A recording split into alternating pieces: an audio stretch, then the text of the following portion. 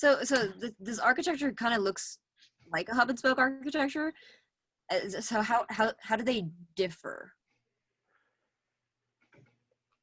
I would say one of the main differences is sort of the requirement, where in Cosmos, we don't sort of have this as a requirement where you have to talk through the Cosmos hub. It's an optional thing where the hub, you can talk to the hub and use the hub as this like system, but most chains usually will not have their validity dependent on what the hub accepts.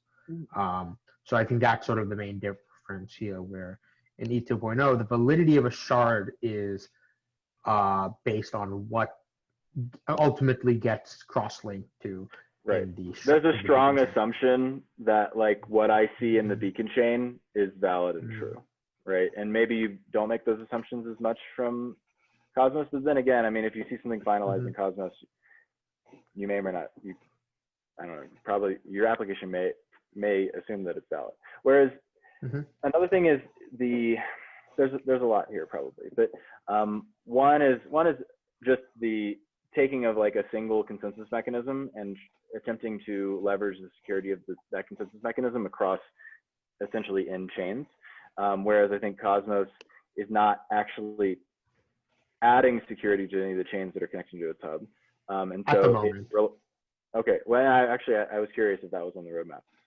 So the ETH 2 is, you know, we assume we have this like security budget of the core consensus, and that there are trade-offs here, but can leverage it across these many chains. Whereas currently, I'll talk about this, Cosmos assumes that these chains have their own security, and have their own like token and crypto economic security and all that kind of stuff. Another thing is that these chains, because of this liveness favoring protocol, they communicate on like a very quick basis. They communicate on like they can communicate on a per slot basis. So in current specification, 12 seconds.